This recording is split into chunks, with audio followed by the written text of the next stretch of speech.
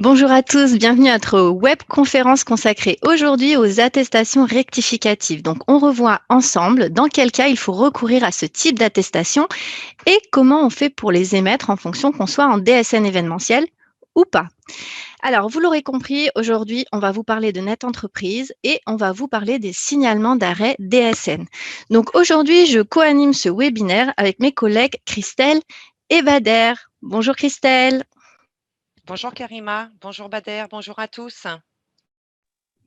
Bonjour Bader. Bonjour à tous, bonjour Karima, bonjour Christelle. Alors, ce webinaire devrait se dérouler sur, grosso modo 1 heure. La première demi-heure qu'on consacre à vous présenter le support. La seconde demi-heure qu'on consacre, à répondre aux questions que vous nous aurez posées sur la rubrique questions-réponses. Alors attention, pas sur la rubrique chat. Celle-ci, on la consacre à vous déposer tous les liens, qui vous renverront soit vers la réglementation, soit vers les informations relatives au webinaire d'aujourd'hui. On vous y mettra aussi, comme d'habitude, le questionnaire de satisfaction pour lequel on vous demande de prendre quelques secondes pour le remplir. Et donc voilà. On fera comme d'habitude, on vous enverra la liste des questions-réponses d'ici quelques jours, accompagnée du support de présentation. Donc, je vais immédiatement vous partager donc le support qu'on vous présente aujourd'hui.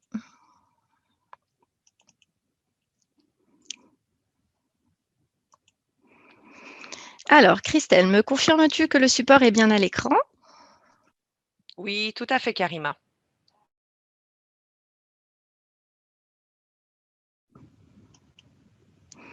Alors, vous avez donc le sommaire qui est affiché.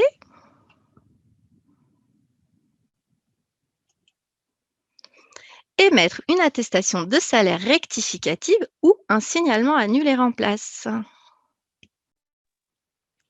On entre dans le vif du sujet, Karima, une première question. Dans quel cas doit-on émettre un signalement, annuler en place ou une attestation de salaire rectificative? Alors, l'attestation rectificative, elle est nécessaire seulement pour rectifier des éléments tels que par exemple la date du dernier jour de travail, un salaire erroné, une absence de salaire rétablie, certains cas d'exclusion de la DSN ou par exemple lorsqu'il y a des anomalies de paramétrage sur le logiciel de paye. Et vous pouvez également le faire quand par exemple il y a eu une erreur sur la subrogation. Alors, attention, j'insiste sur la subrogation. Il est impératif d'indiquer les dates maximum autorisées par la convention collective et surtout ne pas se limiter donc aux dates de l'arrêt. Alors que se passe-t-il? Vous vous êtes trompé sur l'une de ces thématiques affichées à l'écran. Eh bien, c'est très simple. Vous devez réaliser, donc si vous êtes en DSN, un signalement annulé remplace, donc via votre logiciel de paye. Et si vous faites vos attestations sur Net Entreprise en EFI en temps normal, alors là, vous saisirez une attestation rectificative. Pourquoi émettre une attestation rectificative?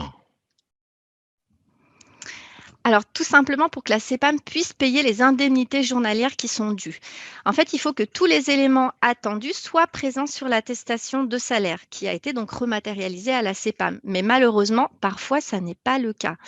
Donc, comme je vous le disais tout à l'heure, si la CPM vous signale une anomalie, comme par exemple une anomalie sur les salaires ou une anomalie sur un dernier jour de travail, il vous faudra nous faire parvenir un signalement annulé en place si vous êtes en DSN ou une attestation rectificative directement sur Net Entreprise si vous saisissez vos attestations en EFI en temps normal.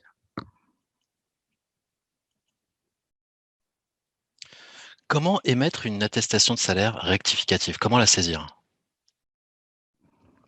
Très bonne question. Alors, pour ceux qui utilisent régulièrement Net Entreprise, vous reconnaissez en fait à l'écran, l'interface donc de Net Entreprise. Là, on est à l'étape numéro 4. C'est à cette étape-là précisément qu'il faut cocher la mention donc attestation rectificative pour qu'elle puisse se rematérialiser ensuite correctement chez nous et qu'on puisse en tenir compte. D'ailleurs, je vous ai fait une petite capture écran, donc vous voyez en bas de la slide, pour voir au niveau de l'attestation de salaire, une fois qu'elle est rematérialisée, finalement, comment apparaît cette petite notion de attestation rectificative. Donc, effectivement, ça concerne les attestations là qui sont saisies sur Net Entreprise. Maintenant, il est vrai que quand vous allez saisir un signalement annule et remplace sur votre logiciel de paye, ça se rematérialisera de la même façon chez nous sous forme d'une attestation cochée attestation rectificative.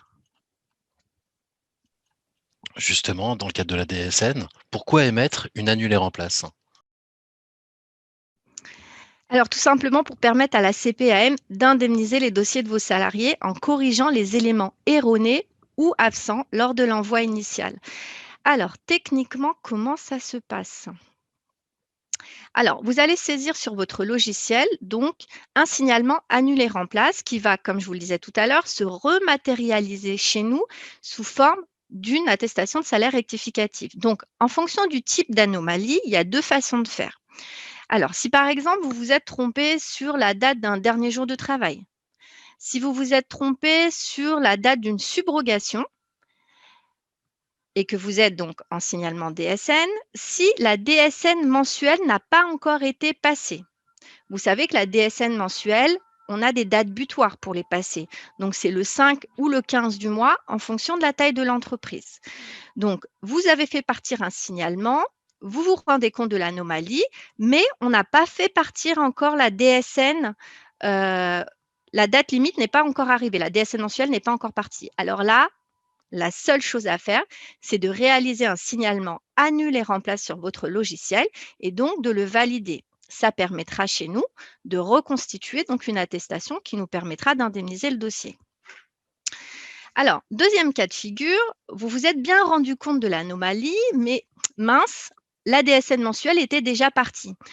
Donc, si la DSN mensuelle est déjà partie, c'est un peu embêtant parce que du coup, elle a véhiculé une information qui était fausse. Donc là, ça devient un peu compliqué. Donc, alors, la seule chose à faire pour vous, la première, je dirais, c'est de réaliser toujours ce signalement annule et remplace pour que chez nous, on puisse obtenir une attestation de salaire rectificatif afin qu'on puisse payer.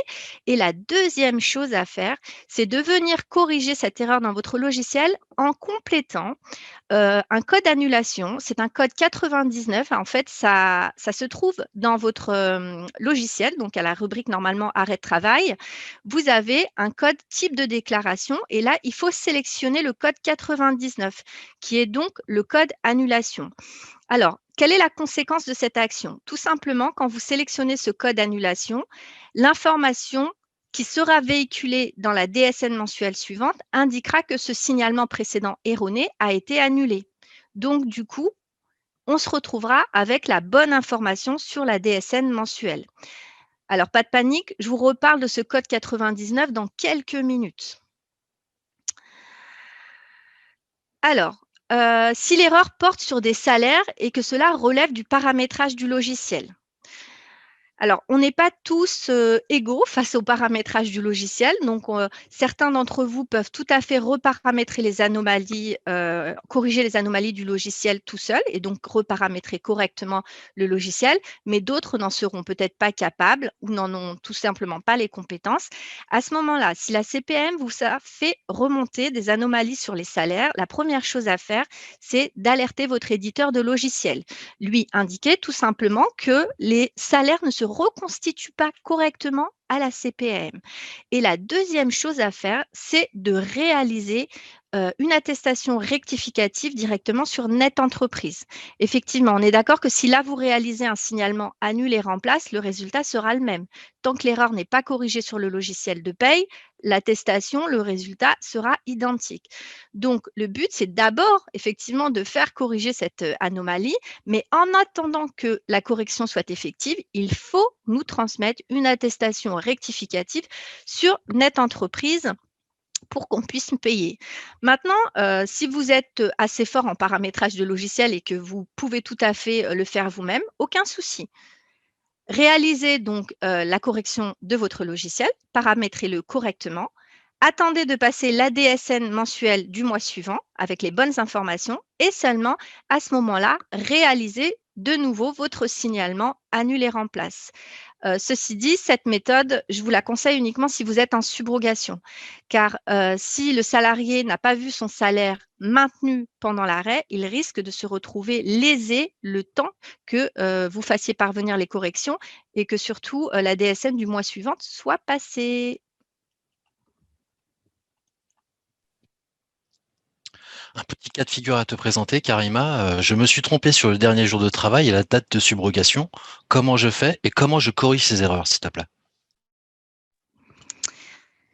Alors, je vous propose de commenter ensemble en fait l'exemple qui est affiché à l'écran. Voilà, donc moi j'ai un salarié, il est arrêté du 20 février au 5 mars 2021. Donc, j'ai saisi un signalement d'arrêt de DSN, hein, un signalement d'événement DSN, je l'ai saisi. Mais bon, malheureusement, je me suis trompée sur le dernier jour de travail. J'ai indiqué 28 février en dernier jour de travail au lieu d'indiquer 19 février. Et comme évidemment une erreur ne vient jamais seule, je me suis forcément trompée aussi sur la date de subrogation puisque j'ai indiqué un début de date de subrogation au 28 février donc subro du 28 février au 27 février 2022, alors que j'aurais dû logiquement indiquer du 20 février 2021 au 19 février 2022. Alors, comment je corrige cette erreur ou ces erreurs? Alors, première chose à faire, j'effectue un signalement annule et remplace. Donc, je vais sur mon logiciel de paye. Alors, tous les logiciels ne sont pas identiques, hein, on est bien d'accord. Cette mention annule et remplace, elle ne se trouve pas forcément au même endroit pour tout le monde. Ceci dit, elle existe sur tous les logiciels de paye. Donc, je vais effectuer mon signalement annule et remplace et je vais tout simplement modifier la date du dernier jour de travail. Je vais corriger, hein, je vais indiquer donc le 19 février 2021. De plus, à la partie subrogation, je viens toujours corriger dans mon logiciel de paye les dates de subrogation. Alors, comme tout à l'heure, je vous le disais, si cette erreur survient avant que je n'ai passé la DSN mensuelle, pas de souci. Donc, à ce moment-là, je fais juste le signalement annuler remplace sur mon logiciel de paye et je valide. Donc là, du coup, une attestation de salaire rectificative va venir se rematérialiser à la CPAM et la CPAM pourra payer. Maintenant, je me suis rendu compte de cette erreur de dernier jour de travail après que la DSN mensuelle soit passée. Donc là, c'est un peu plus compliqué, mais un tout petit peu plus. Je fais toujours mon signalement DSN annulé remplace, il n'y a aucun souci là-dessus, mais je pense surtout à venir alimenter le fameux code 99 qui est le code annulation dont je vous parlais tout à l'heure. À partir de là, Karima, comment rectifier sur le logiciel de paye avant l'échéance réglementaire pour la DSN mensuelle? Alors attention, les choses se compliquent un tout petit peu. Alors pour les personnes qui ne sont pas encore en DSN événementiel, surtout n'ayez pas peur, j'entre un tout petit peu dans le détail pour les rubriques DSN.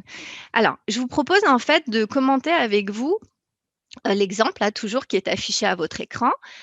En fait, ce qu'il faut savoir, c'est que la DSN, en fait, elle retranscrit des éléments de la paye. Et donc, tous les éléments de la paye sont codifiés par des codes, logiquement. Et tous ces codes sont paramétrés par défaut par votre éditeur sur le logiciel. Et ça vous permet donc tous les mois de transmettre des éléments sur la DSN mensuelle et via la DSN événementielle. Donc, en fait, les codes que vous voyez à l'écran, vous, c'est transparent pour vous parce que sur votre logiciel de paye, c'est tout simplement l'onglet arrêt de travail et donc vous reconnaissez les intitulés, motif de l'arrêt, date du dernier jour de travail, date de fin prévisionnelle, subrogation. Tous ces éléments, ce sont des éléments que vous rentrez sur votre logiciel de paye au moment où vous saisissez donc votre signalement DSN. Donc là, on est dans le cas de figure, dans mon exemple, où j'ai fait un premier signalement d'arrêt et ce signalement, je l'ai fait le 1er mars. Donc, je me suis trompée, comme je vous l'expliquais tout à l'heure, sur le dernier jour de travail et forcément sur la date de subrogation. Donc, j'ai fait mon signalement le 1er mars. Je me rends compte dans la foulée tout de suite que je me suis trompée. Donc, le 2 mars, je réalise un signalement annule et remplace. On est d'accord, là, on est le 2 mars. L'échéance obligatoire de la DSN sera le 5 mars. Donc, techniquement, ma bêtise, elle n'a pas vraiment d'incidence. Si je fais un annule et remplace immédiatement, l'information n'a pas été véhiculée sur la DSN mensuelle. Donc là, pas de problème.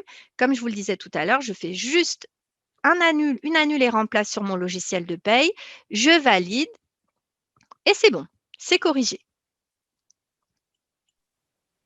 Très bien, Karima. Donc là, on a vu effectivement ce que l'on pouvait réaliser avant l'échéance réglementaire, mais comment rectifier sur nos logiciels de paie après l'échéance réglementaire pour la DSN mensuelle? Alors là, effectivement, on est dans le cas de figure où, bon, bah, on s'est toujours trompé. Donc là, on s'est trompé sur la date du dernier jour de travail. Il n'y a vraiment aucun souci, mais vraiment pas de chance. On a fait partir la DSN mensuelle entre-temps. Donc, dans mon exemple, à l'écran, en fait, j'ai réalisé mon signalement le 1er mars 2021. Et puis, je me suis rendu compte où la CPN, tout simplement, m'a écrit en m'indiquant qu'il y avait un problème avec le dernier jour de travail, qu'il n'était pas conforme. Donc là, je vais réaliser un signalement annulé remplace, mais pas de chance, je le fais le 8 mars. Donc, on est d'accord que l'échéance obligatoire, elle était le 5 mars. Donc, moi, ma DSN, elle est déjà partie mensuelle. Donc, du coup, quand ma DSN mensuelle est partie, elle est partie avec des informations erronées. Puisqu'en fait, quand j'ai réalisé mon premier signalement, je me suis trompée. Donc là, en tant qu'employeur, qu'est-ce que je fais? Donc, la première chose à faire, je vous le disais tout à l'heure, c'est de venir réaliser un signalement annule et remplace. Donc là, vous faites votre signalement, vous le validez, il part. La deuxième chose à faire absolument, c'est de venir compléter le code 99 et de l'indiquer en motif de l'arrêt sur votre logiciel afin que cette petite manipulation permette d'annuler le précédent signalement.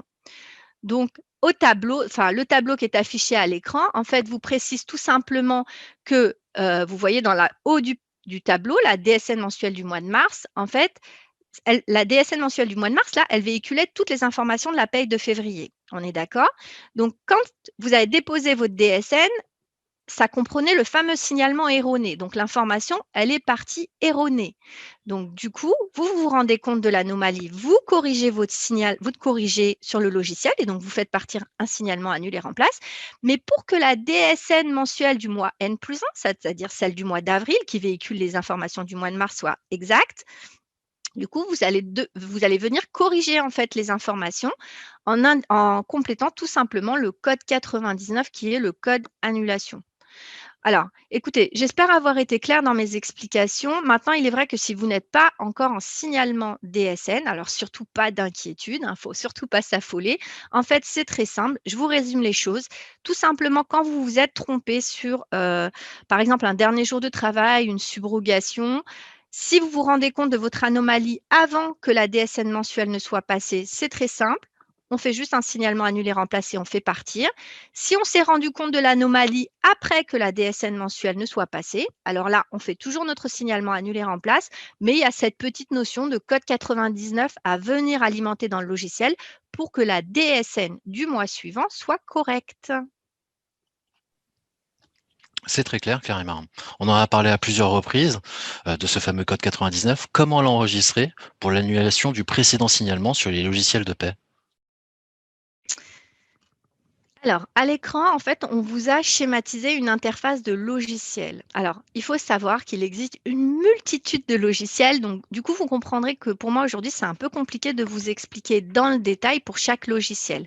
Donc, si vous ne maîtrisez pas tout à fait le logiciel de paye, je vous invite à voir avec votre éditeur de logiciel s'il n'y a pas une formation gratuite qui serait éventuellement proposée par l'éditeur ou s'il n'y a tout simplement pas un mode opératoire pour essayer de voir effectivement comment on réalise un signalement annule et remplace.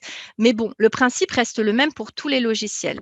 Donc là, à l'écran, en fait, ce que je vous ai schématisé, c'est à quel endroit on vient rentrer le code 99. Donc, vous voyez, donc nous, dans le logiciel en fait, qui est affiché à l'écran, donc, c'est indiqué qu'on doit cliquer sur le bouton DSN qui se trouve dans le bandeau et qu'ensuite, on va dans les options, qu'on sélectionne code type de déclaration et donc, on indique on sélectionne le code 99 qui est donc le code annule et remplace. Alors là, ce que je vous indique, effectivement, c'est le principe du code 99. Maintenant, il faut savoir qu'en fonction des logiciels, certains sont, on va dire, un peu plus évolués que d'autres. Et parfois, quand vous réalisez cet annule et remplace sur votre logiciel de paye, ça va venir alimenter ce code automatiquement et corriger en fait la DSN mensuelle du mois suivant. Donc, c'est en fonction du logiciel, encore une fois. Mais si le vôtre ne le fait pas automatiquement, sachez qu'il est important d'indiquer ce code 99 si vous vous rendez compte de l'erreur après que la DSN mensuelle soit partie. D'accord. Mon signalement a généré une attestation de salaire avec des salaires erronés et l'échéance de la DSN mensuelle est déjà passée. Donc les éléments sont déjà historisés, entre guillemets. Je fais comment? Alors, une fois vos données modifiées dans le logiciel de paye, vous devez à nouveau transmettre un fichier. Donc, il faut savoir que pour la DSN mensuelle, on peut émettre des DSN mensuelles annulent et remplacent jusqu'à la date butoir de la DSN. Au-delà de cette date, en fait, les rectifications, elles vont être à opérer dans les payes du mois suivant et elles vont figurer dans une DSN donc ultérieure avec rattachement des modifications donc à ces fameuses périodes antérieures. Donc, alors, je vous propose de commenter l'exemple encore une fois qui est à l'écran. Donc là, j'ai toujours mon arrêt de travail du 28 février donc au 5 mars 2021. Et cette fois-ci, en fait, l'erreur ne porte pas sur un dernier jour de travail ou une subrogation, mais l'erreur porte sur des salaires. Donc, ce qui se passe, c'est que moi, je réalise mon signalement et en fait, les 3 salaires de référence pour payer un arrêt du mois de février, normalement, donc c'est novembre, décembre et janvier. Le problème, c'est que les 3 salaires qui sont partis via la DSN sont erronés. Donc là, ils sont à 3 000 €, ils sont erronés. Donc moi, qu'est-ce qui s'est passé? J'ai passé ma DSN mensuelle obligatoire, comme je le fais tous les mois, le 5 mars. Mais j'avais transmis mon signalement d'arrêt de travail le 4 mars, d'accord? Et la CPAM m'a fait remonter une anomalie sur les salaires.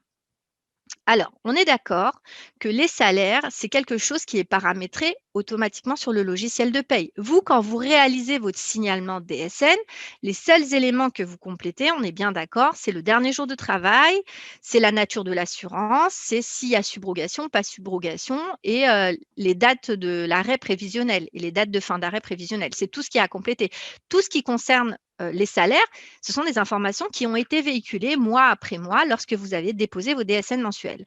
Or là, mince, la CPM vous annonce un problème avec les salaires. Donc, que se passe-t-il?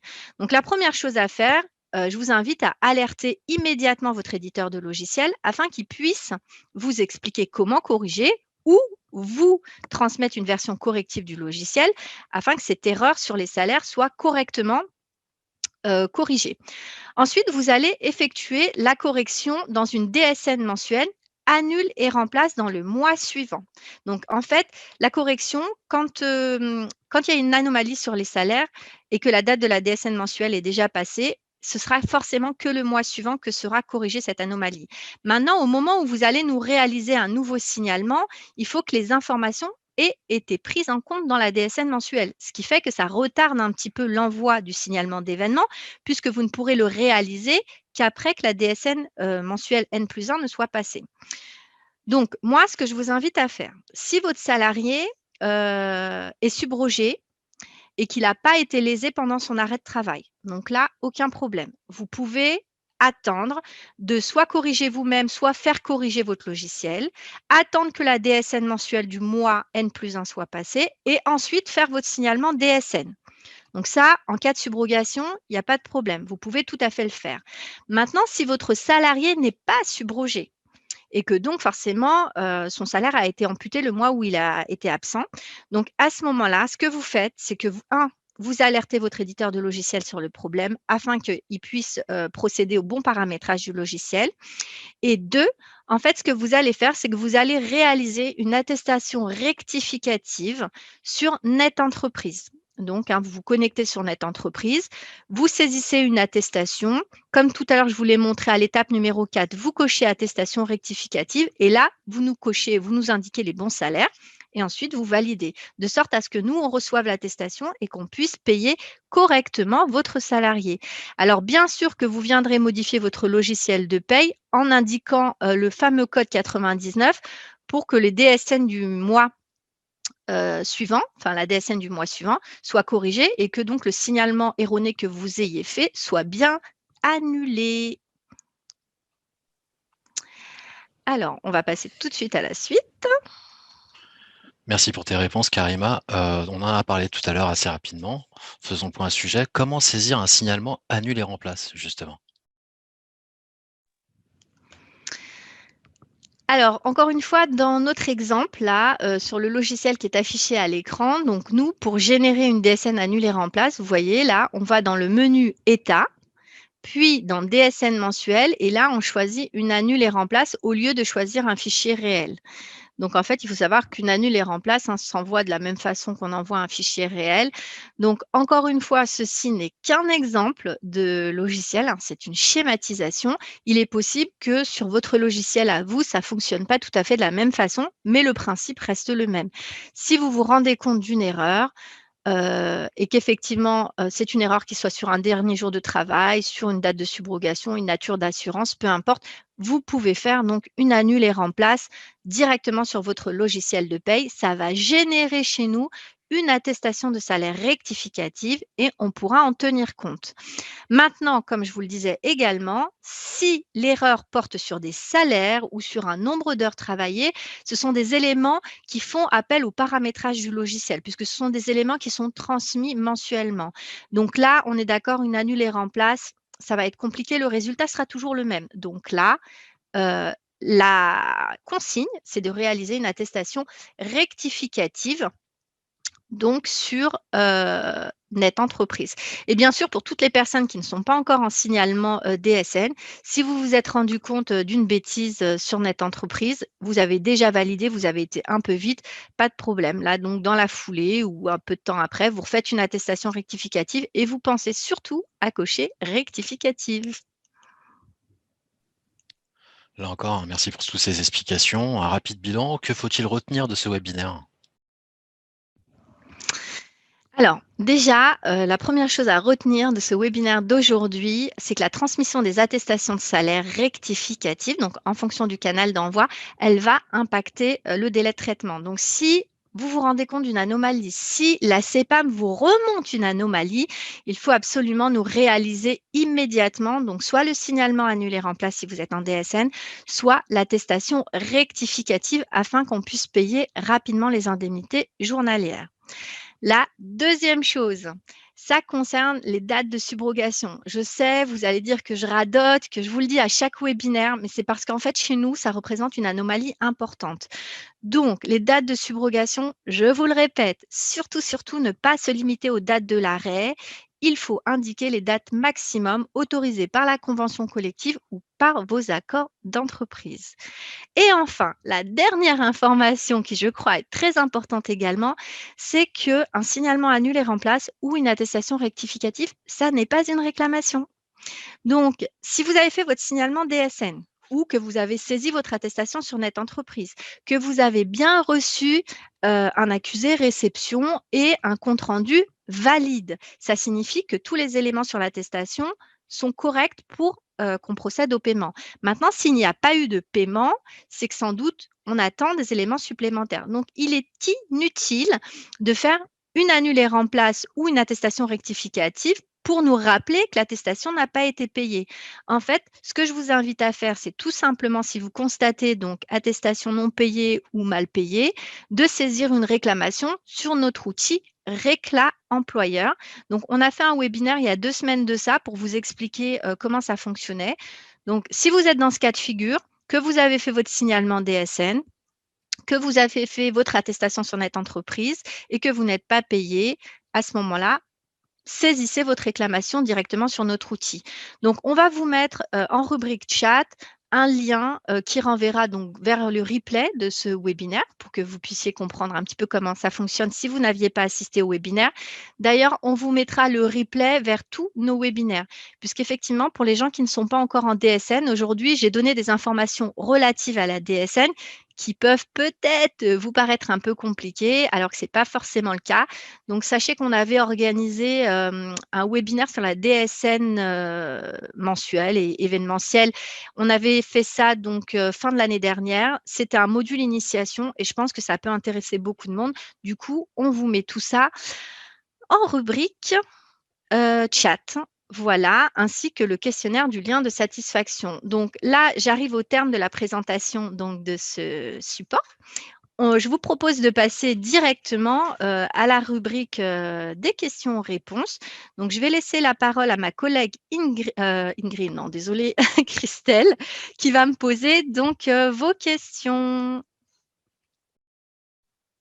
Merci beaucoup, Karima. Alors, en effet, on a eu quelques questions. La première, pourquoi est-ce qu'il n'y a pas la case attestation rectificative sur les attestations papier pour les accidents de travail, les maladies professionnelles? Car même si on coche bien attestation rectificative sur Net Entreprise, cette case-là n'apparaît pas lorsqu'on l'imprime. Cela, c'est dommage car cela a donné lieu à des confusions avec la CEPAM. Alors, on reprend.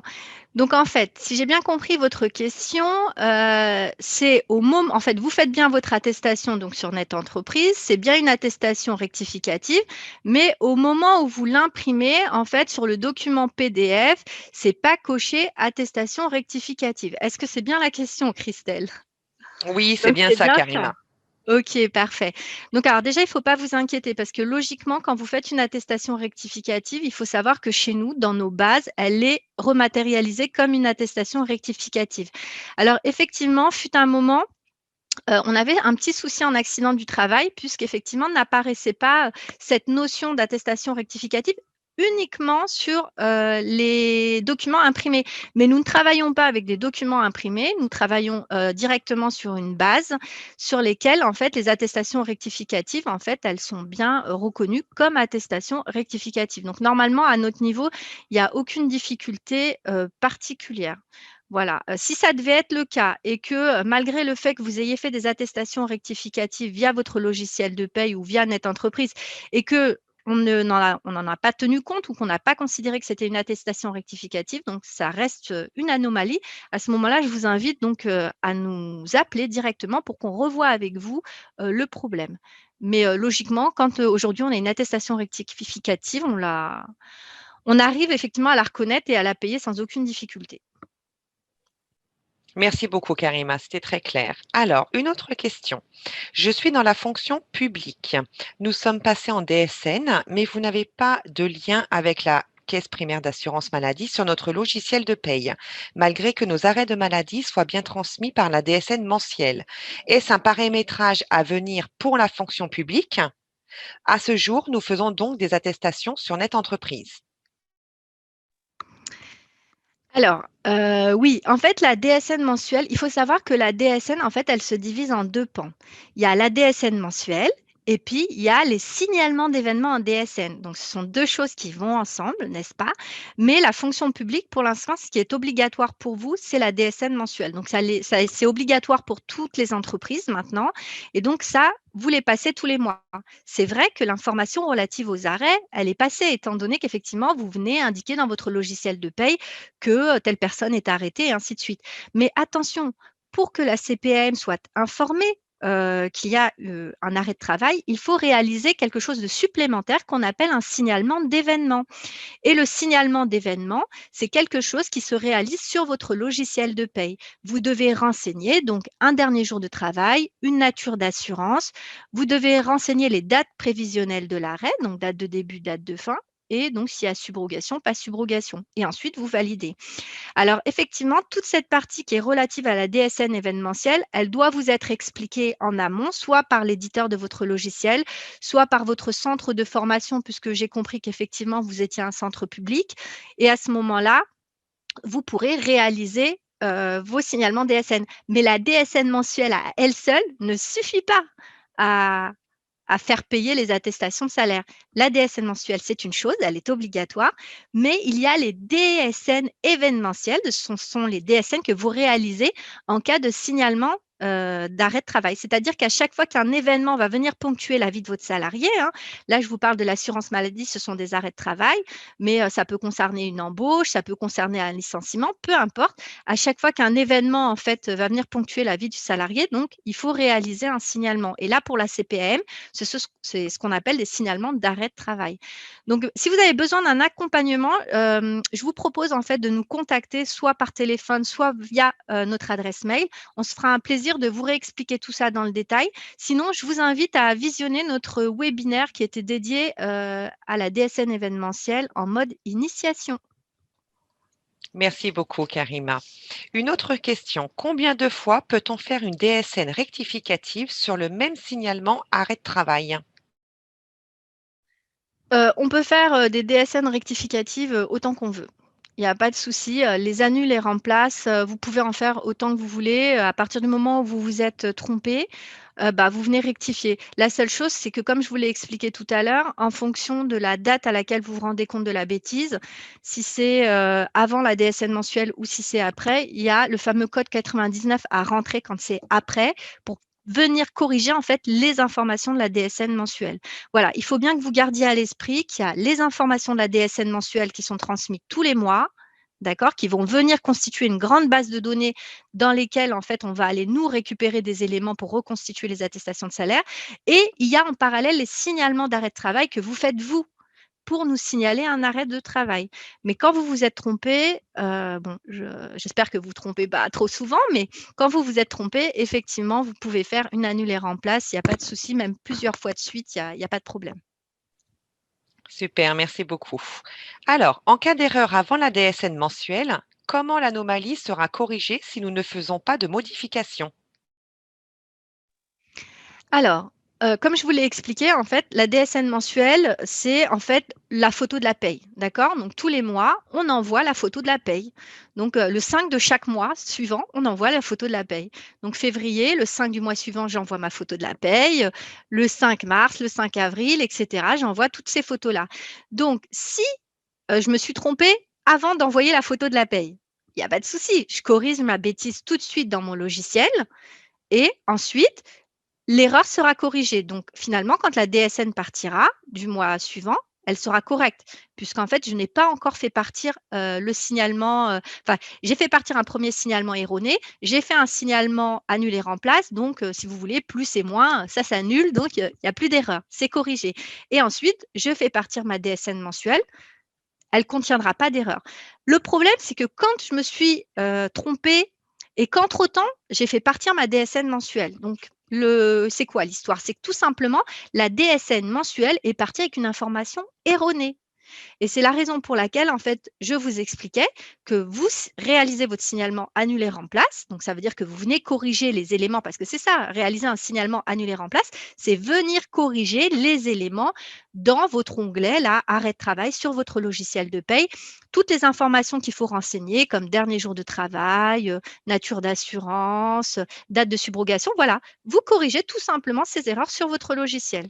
Vous faites votre signalement annulé remplace et si effectivement vous avez fait ça après que la DSN, c'est-à-dire que la photo de la paye soit partie, eh ben, à ce moment-là, vous venez ajouter dans le logiciel de paye le fameux code annulation 99 qui va venir annuler la précédente saisie.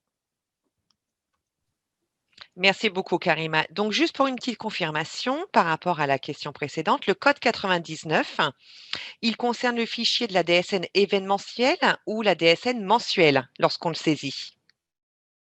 Alors, le code 99, il est mis en place pour corriger la DSN mensuelle, puisqu'en fait, comme je vous l'expliquais, ce qui se passe, c'est que les informations qui partent via les signalements d'événements vont bien être matérialisées chez nous. Il n'y a aucun souci. Une fois que vous allez faire votre signalement, vous allez faire votre signalement annulaire en place. Mais la DSN mensuelle, elle doit être corrigée. Et pour être corrigée, comme la DSN, elle est partie avec l'information qui avait un signalement erroné, en fait, il faut que sur la DSN du mois d'après, mensuel, hein, j'entends, l'information soit corrigée. Et comment est-ce qu'on la corrige? C'est tout simplement en venant annuler le précédent. Et comment on annule le précédent? Eh ben, en renseignant le code 99 sur le logiciel de paye. Merci beaucoup, Karima. Alors, une question justement, t'en parlais juste avant, au niveau de la subrogation. Pourquoi ne jamais limiter la période de subrogation? On peut tout de même, si on sait que le salarié a repris le travail ou pas, la bloquer, la limiter et l'étendre. Et est-ce que son arrêt a duré plusieurs jours, par exemple? Alors, pourquoi je vous parle à tous mes webinaires de la subrogation? C'est parce qu'en fait, c'est compliqué dans le sens où si au moment où vous faites votre signalement d'arrêt ou votre attestation de salaire, votre salarié il est déjà revenu, d'accord? Il n'y a pas de souci. que vous limitiez la subrogation aux dates de l'arrêt, ça ne me dérange pas du tout. Il a déjà repris le travail, donc là, on est d'accord. Maintenant, la loi dit que lorsque vous faites, quand votre salarié est arrêté, vous devez faire un signalement d'arrêt dans les 5 jours. D'accord? C'est le maximum, c'est 5 jours. On a 5 jours pour faire un signalement d'arrêt à partir du moment où on est averti que notre salarié, par exemple, est en maladie. On est d'accord que si le salarié s'arrête une semaine, donc au moment où vous nous faites partir votre signalement, vous n'êtes pas forcément informé qu'il va revenir à la date dite de fin d'arrêt ou qui va être prolongé. Donc on est d'accord que si vous vous êtes limité aux dates de l'arrêt et que votre salarié est prolongé, donc que va-t-il se passer?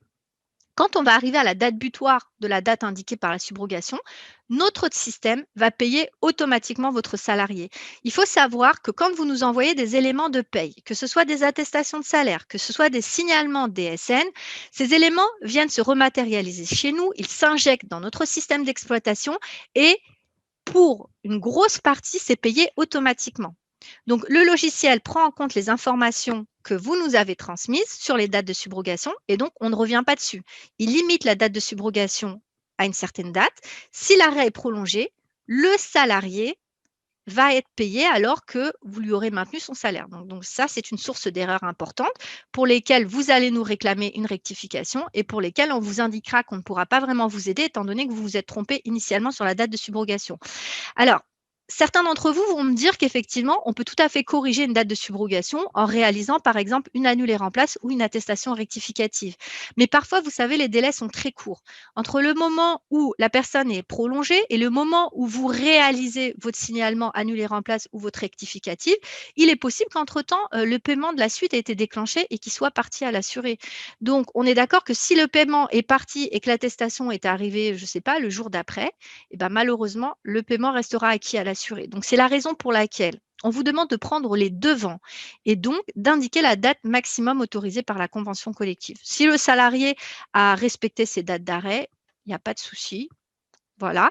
Et s'il a été prolongé, eh ben, il n'y aura pas de souci non plus, puisqu'effectivement, comme de toute façon, il avait le droit à la subrogation, on continuera à payer et donc ce sera une source d'erreur en moins et pour vous et pour nous. Merci beaucoup, Karima. Je vais me permettre de répondre à la dernière question qui nous a été posée avant de conclure ce webinaire. On nous demande si des régularisations de salaire sont faites antérieurement à la déclaration. Doit-on corriger les montants de salaire sur la période de référence? Alors, en fin de compte, je me permets de répondre par rapport à cette question-là sur les salaires. S'il y a une régularisation qui est faite antérieurement à la déclaration et que le signalement DSN est déjà parti en indiquant les salaires qui étaient pas régularisés. Nous vous invitons à établir soit un signalement annulé en place, soit une attestation de salaire rectificative afin qu'on puisse, nous, de notre côté sécurité sociale, prendre en compte les nouveaux salaires qui ont subi la régularisation. Mais c'est que dans le cas si la régularisation est effective sur les mois de référence qui ont servi à calculer l'indemnité journalière, que ce soit en maladie, maternité, paternité ou accident du travail, maladie professionnelle. Si la régularisation est faite et effective sur les mois qui suivent, donc en dehors de notre période de référence qui a servi à calculer l'indemnité journalière, au niveau de la sécurité sociale, il n'y a pas besoin de faire soit une annulée en place via la DSN ou alors une attestation de salaire rectificative. Voilà, Karima, je te laisse le mot de la fin. Parfait, je te remercie Christelle pour cette explication qui était vraiment très claire. Donc j'espère qu'elle aura répondu aux attentes de notre employeur. Écoutez, je vous remercie beaucoup d'avoir participé à ce webinaire aujourd'hui. Donc comme d'habitude, on vous met le lien de satisfaction, le questionnaire de satisfaction donc sur le chat. Je vous demande s'il vous plaît de prendre quelques secondes pour y répondre. Ça nous permettra tout simplement de vous proposer encore plus de webinaires sur ce format-là. Donc n'hésitez pas à nous faire part de vos remarques sur les différents webinaires que nous organisons. Le prochain aura lieu la semaine prochaine. Il portera sur les déclarations d'accident du travail. Et la semaine suivante, normalement, on en a un sur la complétude des attestations de salaire. Donc, j'espère que vous serez nombreux à y participer. Donc, je remercie mes collègues de m'avoir aidé aujourd'hui dans la présentation de ce webinaire. Et je vous donne rendez-vous la semaine prochaine. Merci à tous. Très bonne continuation. Au revoir. Merci à tous. Bonne journée. Au revoir. Bonne continuation à tous. Merci à vous.